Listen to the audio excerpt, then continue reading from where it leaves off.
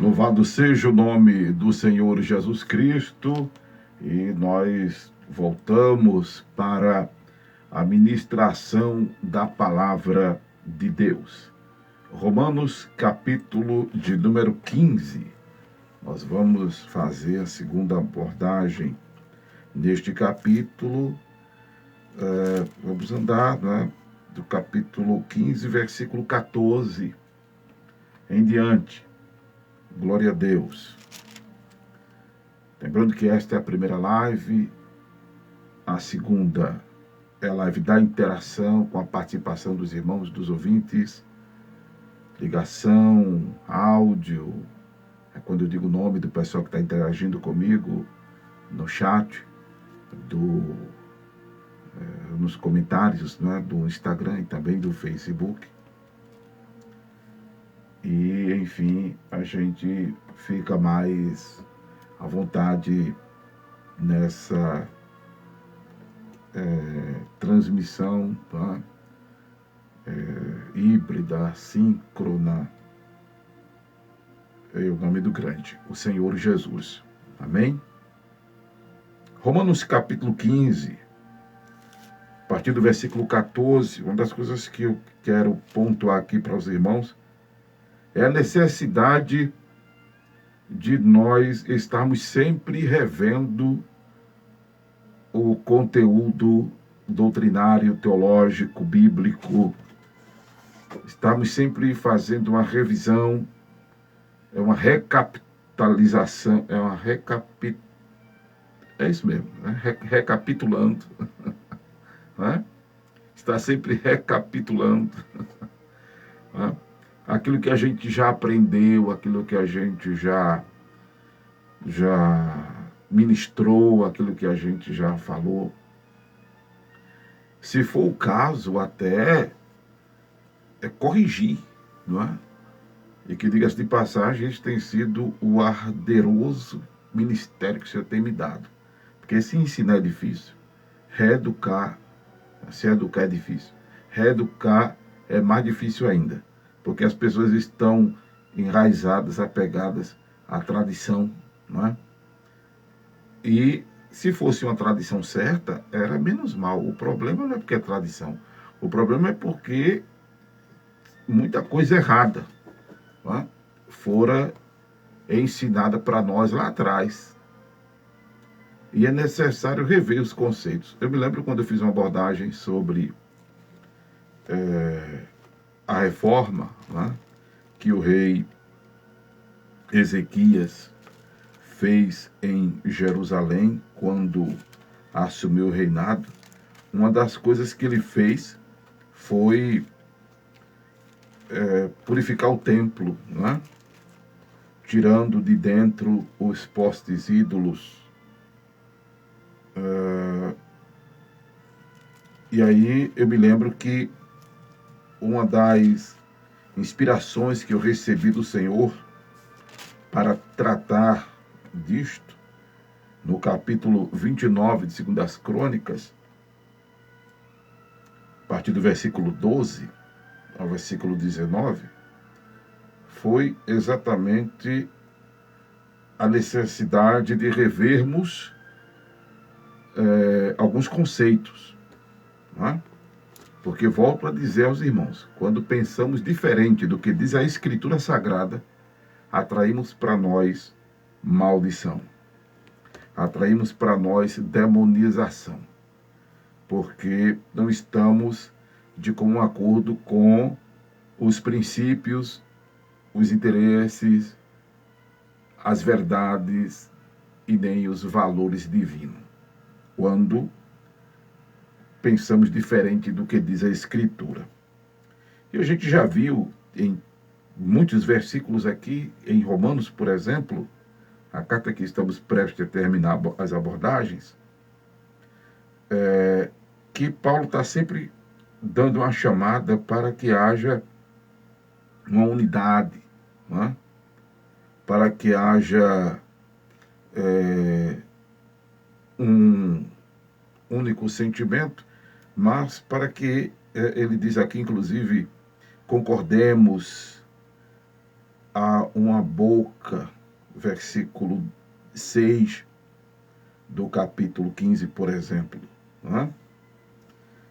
E é necessário que nós, para que haja essa concordância, defendamos os interesses de Deus e não os interesses pessoais, os interesses denominacionais, os interesses institucionais. Não é? Que nós defendamos os interesses do divino. E aí, se nós defendemos os interesses de Deus, concordaremos, teremos unidade, haverá coinonia no que diz respeito à interpretação e à aplicação da palavra de Deus. Mas o que eu quero abordar é nem exatamente sobre isso, mas a necessidade de estarmos sempre voltando, não é? Ao conteúdo doutrinário bíblico. O que eu poderia dizer, está sempre ruminando. Né? Ruminar, eu aprendi, acho que foi com um presbítero da minha mocidade, que é um processo que o animal faz de estar mastigando o alimento, aí engole, né? Interessante isso. Depois ele volta a mastigar o alimento volta, né? O que para nós seria um refluxo, né? O alimento volta para a boca do animal e ele mastiga novamente, e depois ele engole novamente e faz isso por algumas vezes. Isso seria o ruminar, para ficar bem digestivo, né? O que ele tiver ali comendo. E a ideia é essa. Paulo diz que ele mesmo estava certo a respeito dos romanos, que eles já estavam cheios de bondade, cheios de todo conhecimento, podendo admoestar-vos uns aos outros. Ou seja, eles já tinham recebido tanto conteúdo, tanta informação, tanto conhecimento, já tinham sido tão devidamente discipulados que eles já podiam se ajudar ali. E Paulo sente a necessidade de dar uma atenção depois à igreja em Jerusalém, né? Porque ele tinha mandado orientações por escrito para os irmãos em Roma. Lembremos disso. E ele tinha passado tanta informação, já tinha passado tanto conteúdo, né? Que o povo ali de Deus já estava apto para andar com suas próprias pernas e, inclusive, ajudarem-se mutuamente. Inclusive, eu estava me lembrando, né, que a CPAD, por exemplo, ela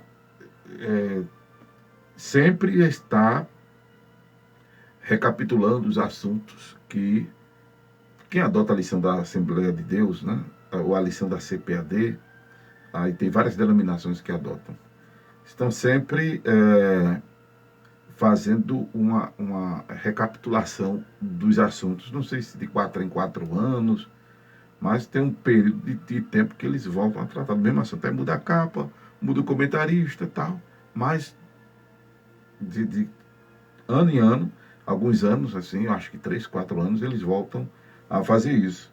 É interessante. Eu, particularmente, não adoto lição dominical de denominação nenhuma, e eu vou dizer, porque eu teria mais trabalho de corrigir as lições do que andar no ensinamento curricular.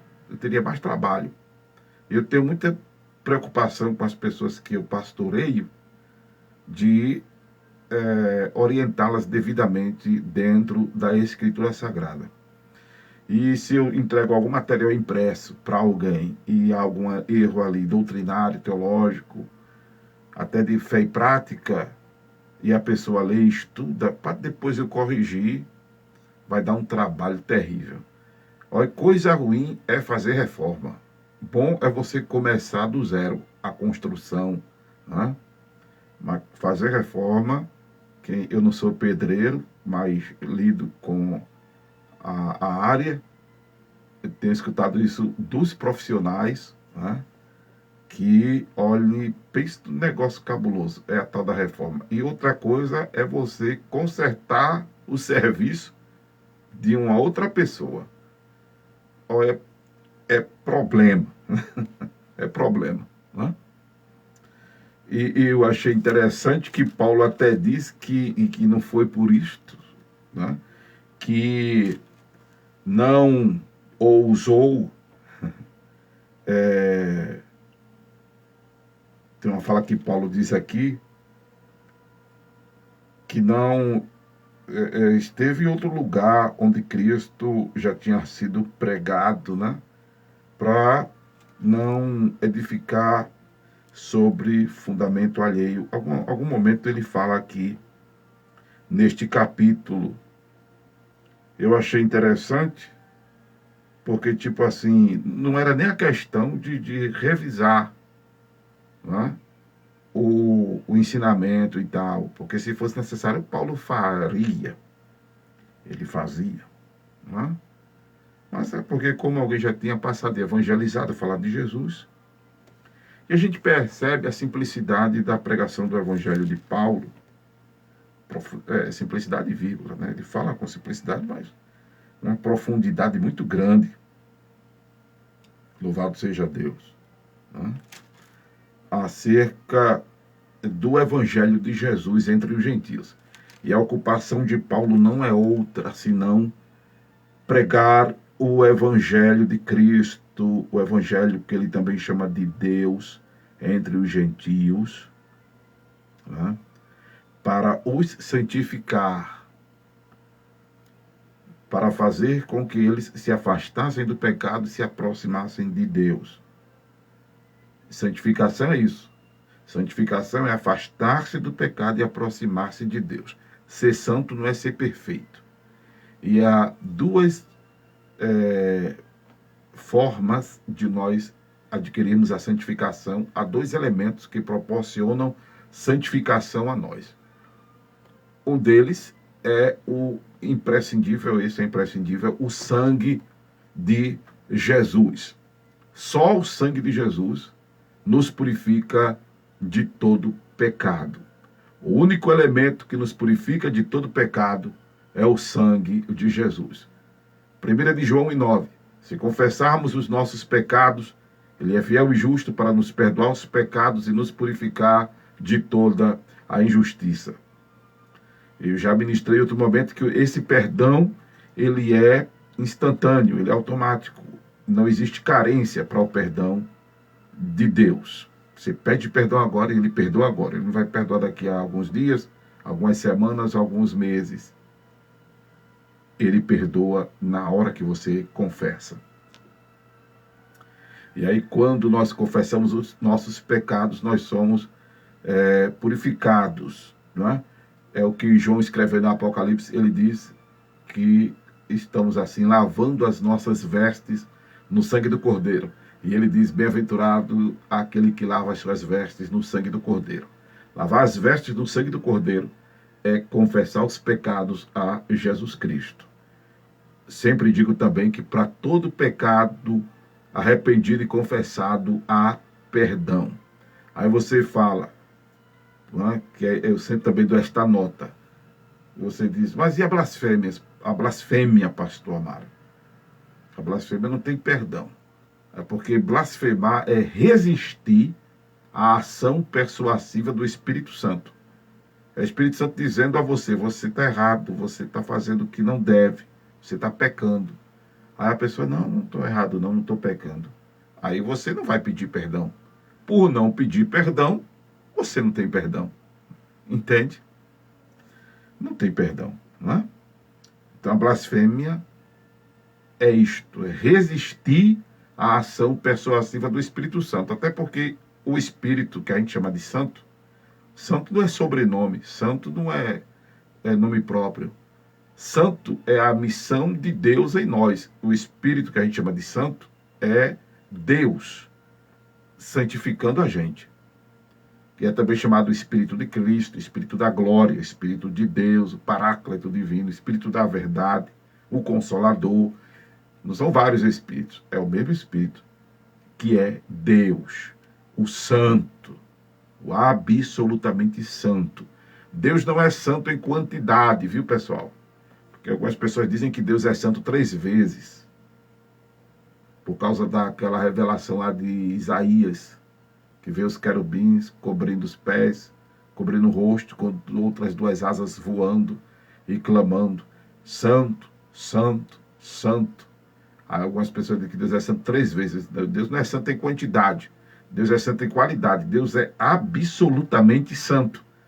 Em Deus não há falha, em Deus não há erro, em Deus não há injustiça, em Deus não há mácula, em Deus não há nada de negativo. Não é? Então Deus é santo, absolutamente santo. Louvado seja o nome de Deus. E o Espírito Santo, esse sufixo, é porque é Deus operando em nós, fazendo com que nós nos afastemos do pecado, nos distanciemos do pecado, abandonemos o pecado e nos aproximemos dele. O Espírito Santo é o agente santificador, é Deus agindo em nós para que nós confessamos os pecados para sermos purificados. Então é a forma de recebermos a santificação pela purificação. O elemento para isto é o sangue de Jesus. E o outro é pela abstinência, é pelo afastamento, é pelo distanciamento que nos é proporcionado pela palavra de Deus. João 17:17, Jesus disse: Pai, santifica-os na verdade, a tua palavra é a verdade. E aí, quando a gente lê a palavra, a gente conhece, porque quem diz o que é certo e errado é a Bíblia. Quem diz que é pecado e que não é pecado é a Bíblia. Volto a dizer outra fala que eu sempre menciono. Não adianta a denominação dizer que é errado se a Bíblia diz que é certo. Não adianta a denominação dizer que é certo se a Bíblia diz que é errado. Denominação, convenção, pastor, conselho, sínodo, convenção, estatuto, não adianta de nada. Uma vez um colega estava iniciando uma denominação, e ele disse: Amaro, estou tendo muito problema em criar o estatuto. Eu disse: meu querido, esse estatuto é sobre o quê? É sobre regras. Para com isso, não faz isso. A regra é a Bíblia. Se tu for criar estatuto com regras, tu vai ter que inventar outra Bíblia. Faz um estatuto puramente administrativo. Presidente, vice, tesoureiro, vice, secretário, vice. Pode até, se quiser, fazer alguma norma interna, mas não para regra de fé e prática. Porque a norma já está aqui, ó. O estatuto da vida do crente já está aqui. As coisas que o crente deve fazer e que não deve fazer está na palavra de Deus. O que tem que ser feito é ensinar a Bíblia. O que tem que ser feito é ensinar a Bíblia ao povo. Louvado seja o nome de Jesus. E Paulo era o que ele fazia. Ele falava deste evangelho, por isso que ele diz que os irmãos em Roma já estavam cheios de bondade, de todo conhecimento, podendo admoestar uns aos outros. Louvado seja o nome do Senhor Jesus. E aí ele fala de trazer outra vez isto à memória. Entende que é aquela essa palavra não sei porque não quer sair agora da minha boca, né? Recapitular, não é? Falar sem a conjugação, não é? Recapitular. Aleluia. Louvado seja Deus. Ruminar. Amém? Glória a Deus, não é? Porque tem hora que a gente esquece aquilo que já nos foi ensinado há meses, há anos atrás, aquilo que a gente aprendeu no começo da fé, o beabá da fé. Falar em beabá da fé, se inscreve no canal do YouTube Igreja Templo do Corpo de Cristo. Lá tem um seminário sobre o beabá da fé, parte 1, parte 2, parte 3 e parte 4. O beabá da fé. Era quando nós temos um culto no Alto José do Pinho. Não é? Louvado seja Deus. Muito, muito bacana aquela ministração. Aquilo ali fluiu, viu, irmãos? Glória a Deus. Não é? Então, é necessário estarmos sempre lendo a Escritura. Aí você diz, eu acho interessante que Deus me deu a direção de ocupar esse tempo que eu tenho em rádio, desde a época que eu era funcionário da outra emissora onde eu recebia. Nesta eu pago. Né? E desde lá, quando eu era funcionário, que eu tinha carteira assinada e eu recebia salário, o Senhor me deu a direção de nós lermos a Bíblia capítulo por capítulo e fazer uma abordagem. Né? E aí eu comecei em Gênesis, fui até Malaquias, depois comecei em Mateus, fui até Apocalipse. Aí voltei de Apocalipse até Mateus. Aí depois eu voltei para Malaquias até Gênesis. Quando terminei, aí eu voltei de Gênesis, aí parei lá em Levítico. Aí quando eu fui demitido, eu vim aqui para a Evangélica, aí dei continuidade aqui em Levítico até Malaquias. E de Malaquias até Apocalipse. Né? Até Apocalipse. E depois eu voltei, já voltei, aqui já na Evangélica, voltei, né? Para abordar de Malaquias a Gênesis, fiz esta abordagem de Malaquias a Gênesis, né? E voltei a fazer abordagem do Novo Testamento. Eu acredito que foi esse o processo. Afinal de contas, são 17 anos aqui, a caminho do 18º ano, na Rádio Evangélica. Né? Hoje, pela misericórdia, estamos em rede, gratuitamente, né? Essas outras retransmite gratuitamente. A Nova Gospel FM, a 105,9, eu não pago. Ao evangelista Marco Dantas, é uma extensão do ministério dele, a rádio dele. Também a Rede Cristã e a Acorda Bênção, que são plataformas nossas. Mas aqui eu pago e é caro. Inclusive, se você quer me ajudar, eu agradeço. Tá? Aí você entra em contato comigo pelo WhatsApp do Acorda Bênção, DDD 81 98720 4989, DDD 81 98720 4989. É o mesmo telefone, zap, esse é o nosso Pix para quem quiser ajudar. Dificilmente eu falo isso aqui nas ministrações, mas estou fazendo agora.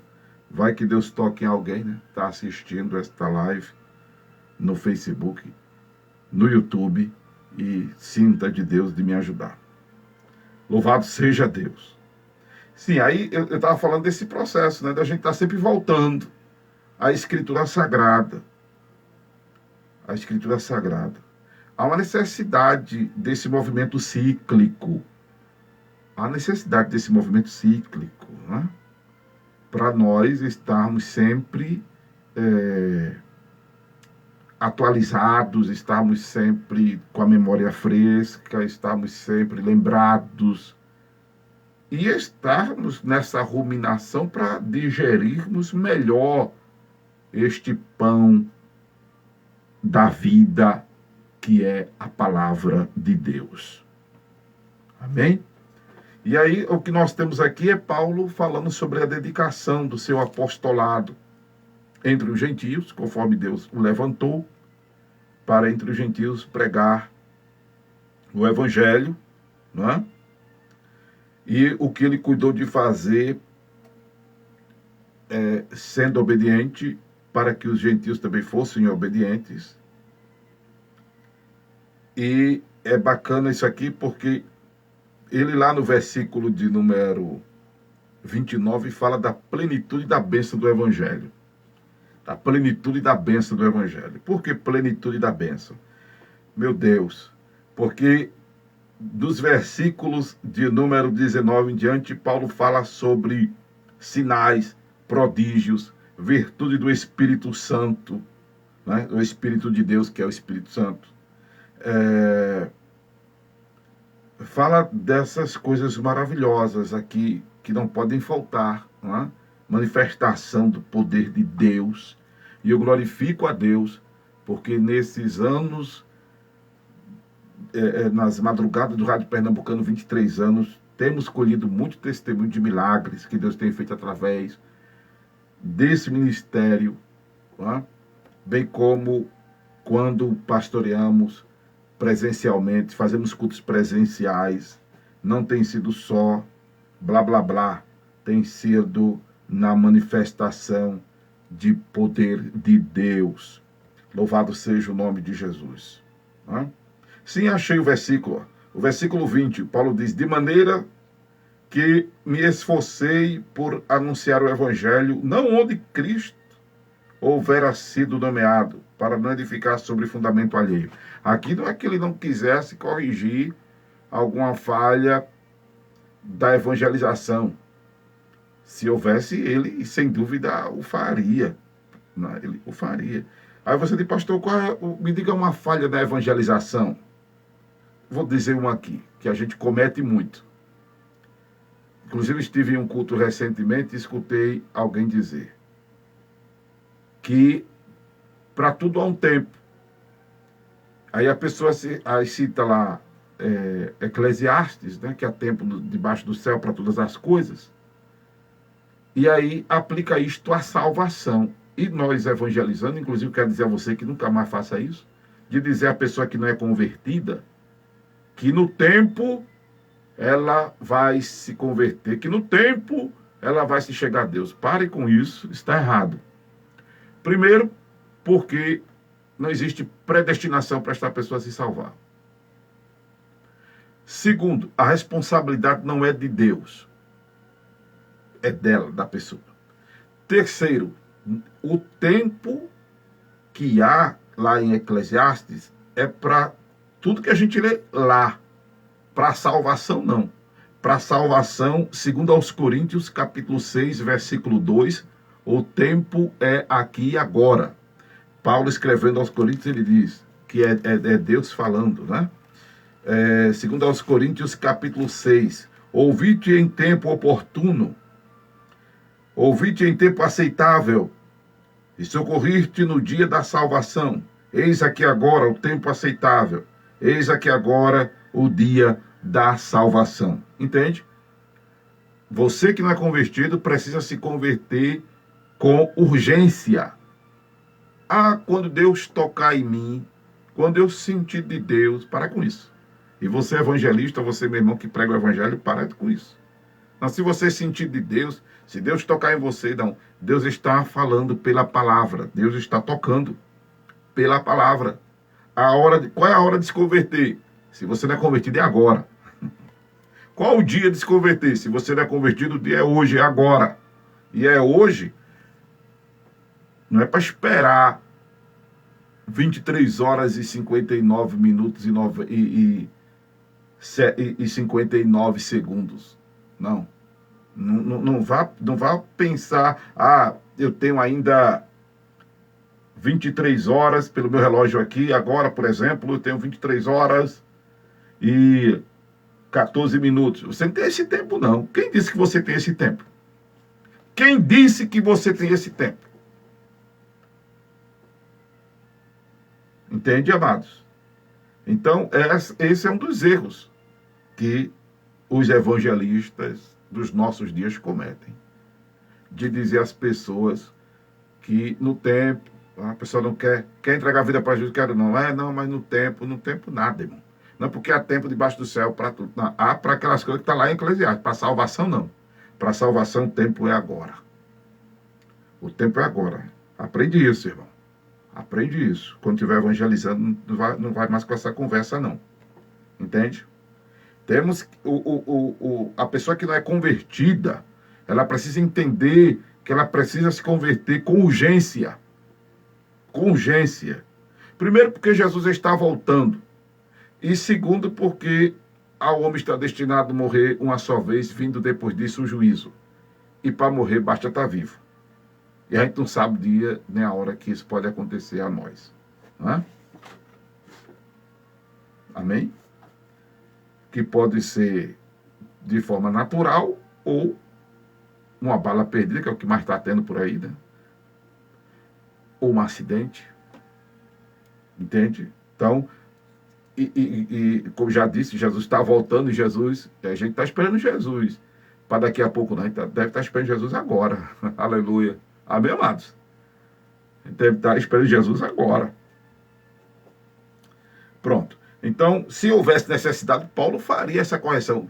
A gente vai chegar nesta carta, nesse texto. Tem um momento que Paulo tem um conflito com Pedro, né? Porque Pedro se comporta de forma diferente diante dos judeus por causa dos gentios, ou dos gentios por causa dos judeus.